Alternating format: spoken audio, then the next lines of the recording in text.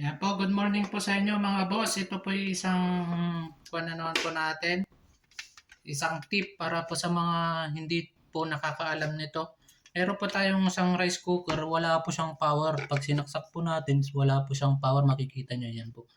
Bale, ang problema po nito, try po natin i-check yung fuse. Sa mga hindi lang po nakakaalam huwag nyo pong itatapon yung... Ngayon po natin, check muna po natin yung fuse sa loob. Yan, ipapakita ko po sa inyo yung loob niya. Baklasin natin mga boss Ayan po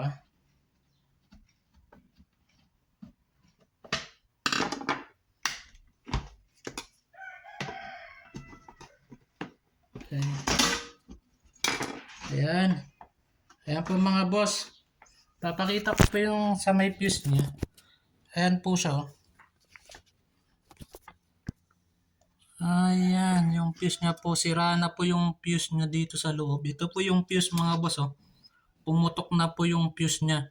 Yan pong yung problema. Bakit hindi siya nag-on yung ating rice cooker.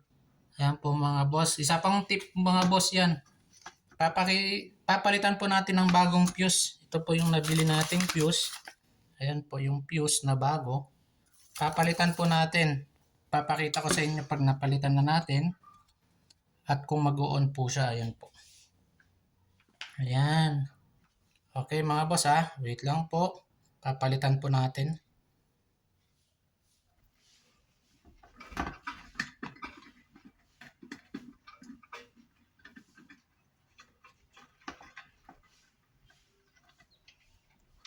Ayan po, sira na po yung fuse natin mga boss. Ayan po, sirang-sira. Kita nyo mga boss yung fuse natin. Sira na talaga. Ayan po siya mga boss yung fuse natin. Ayan po, babaklasin po natin yan. Papakita ko po sa inyo. Ayan po mga boss kita nyo naman. Sira na po kasi siya, pumutok na. Kaya kailangan po natin palitan ng bagong fuse. Bale, share po natin to para sa mga hindi lang po nakakaalam, para malaking tulong po sa mga hindi po nakakaalam dito. Para kahit kayo na pong mag-repair, papalitan nyo lang naman po yung fuse nito. Ayan po. Madali lang po siyang ilagay. Wait lang po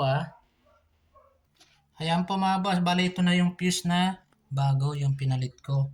Kakabit nyo lang po yan dito sa may bandang ng power, tapos dito po. Ayan, dyan po. Dyan nyo lang po lalagay. Ayan po. Papakita ko po sa inyo kung ilaw po pagkatapos. Ayan, kakabit na po natin mga boss. Yung bago nating bagong fuse. Malaking tulong po sa mga hindi po nakakaalam to mga boss Ayan po, naikabit ko na po. Ayan, ikabit na po siya.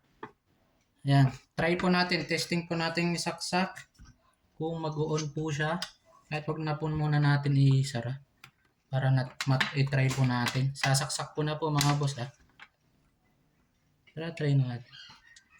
Ayan, tip lang po sa mga hindi lang po nakakaalam pa dyan Ayan po, sinaksak ko na po. Ayan po, nasaksak na natin. Ayan. Ayan na yung on niya.